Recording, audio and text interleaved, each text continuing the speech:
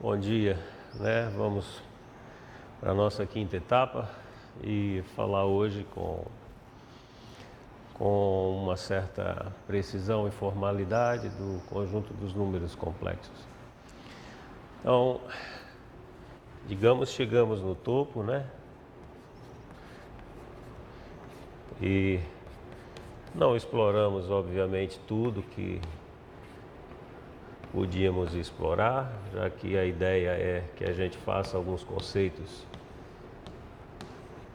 que dê a chance de a gente poder imaginar como é que esses temas aparecem, esses conceitos são considerados dentro da nossa literatura, né?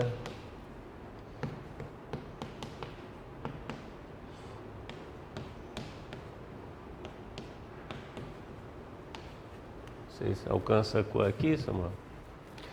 Tudo bem. Então essa é uma definição do conjunto dos números complexos. Há já algumas referências e não são tão atuais, mas já há algum tempo se fala dos hipercomplexos, né? E obviamente vocês podem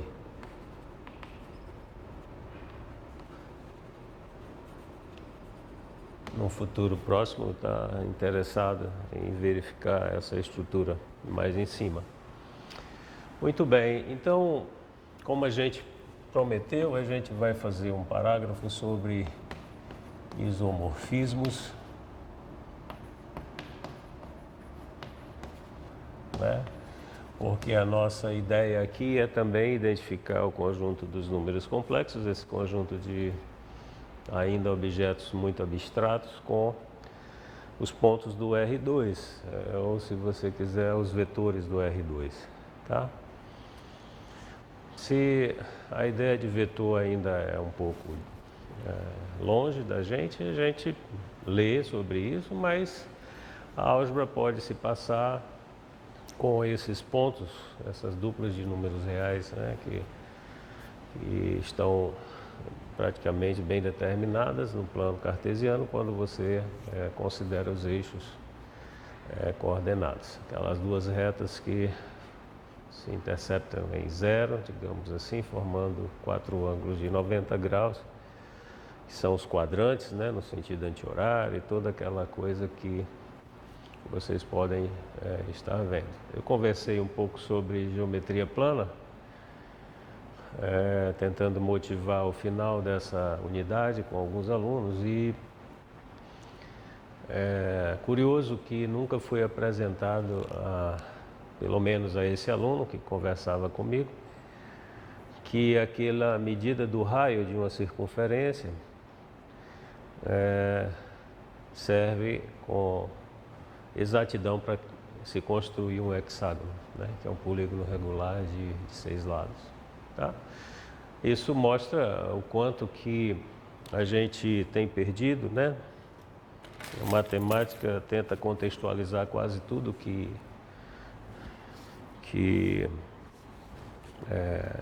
desenvolve, né? Talvez pela necessidade dos financiamentos, né, das pessoas que muitas vezes estão até fora do mundo da matemática, mas que controlam, digamos assim, politicamente os recursos, né? E aí, apesar de tudo isso, o mundo mais real e a contextualização talvez mais próxima dos alunos mais inexperientes fosse o mundo real, a geometria plana, né? Geometria espacial. Mas tudo bem, então vamos considerar seja f de A em B uma função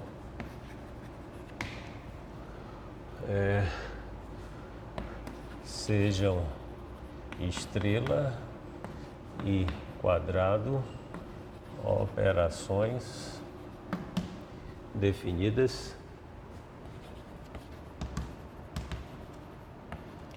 em A e B respectivamente,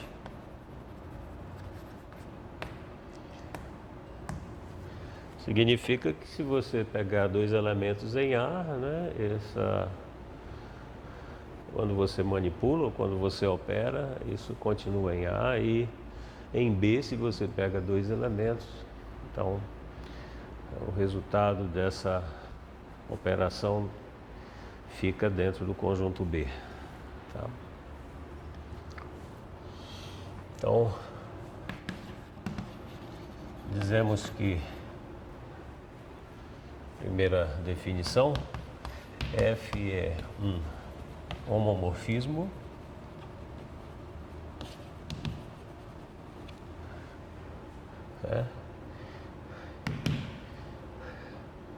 se para todos x e y em A, que é o domínio da função f,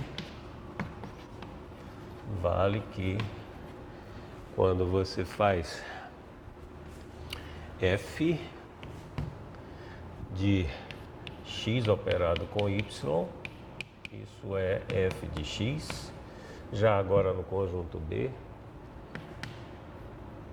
operado com f de y. Tá? E aí vocês lembram do nosso primeiro exemplo, que foi nas aulas passadas, dentro do conjunto das funções reais, a gente dando uma certa justificativa para o conceito de função linear, né? Você tem, digamos, A é o conjunto dos números com a operação de adição, tá? B é o conjunto dos números com a operação de adição, e você pode definir f de R em R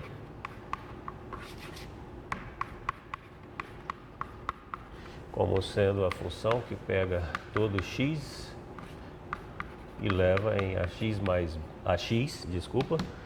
com esse a sendo um número real diferente de zero.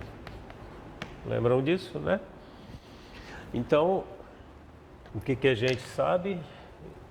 Para todos m e n pertencente a R, que é o domínio da função, né? F de m mais n, que é A vezes m mais n, né? E aí eu aproveito das propriedades dos números, isso é A vezes m mais A vezes n. E olhando com um certo cuidado, isso é a imagem do m somado com a imagem do n. Tá? Bem fácil de perceber. A função afim já não tem essa propriedade. Tá certo? Muito bem. 2. Se em 1 f é, para combinar com isso, dizemos que f é um isomorfismo,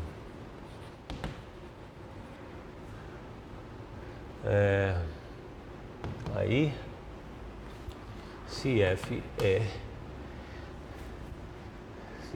tem a propriedade descrita no item 1, né? E mais f é bijetiva, ok?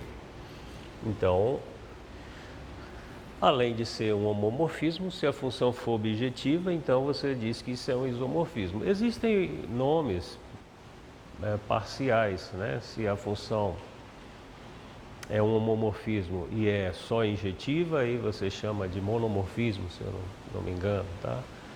Se é do conjunto nele mesmo e é um homomorfismo, se chama endomorfismo, quando os domínios, encontra domínios coincidem, né? Então tem vários nomes, a gente quer saber dessas funções que são homomorfismos bijetores, tá bom? Isso é interessante. Como exemplo 2, né?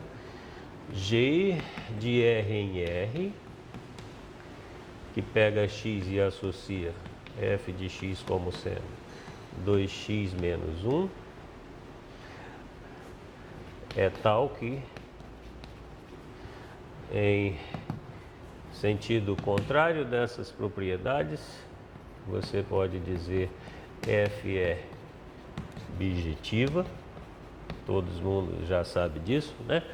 Se é uma função 1 a 1 e que também é sobrejetiva. Todo número real pode ser alcançado por essa regra, porém, né,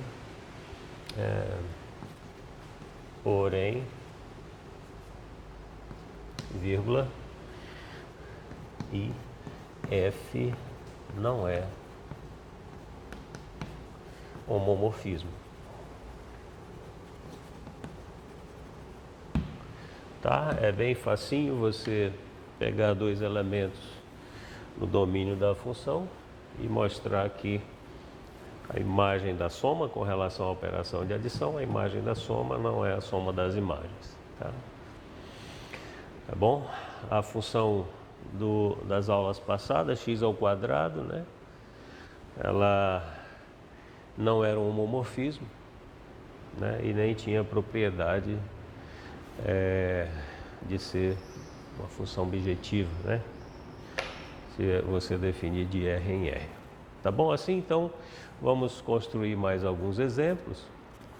E nem sempre essa operação e essas são as mesmas, e nem sempre o conjunto domínio e contradomínio são iguais. Ok?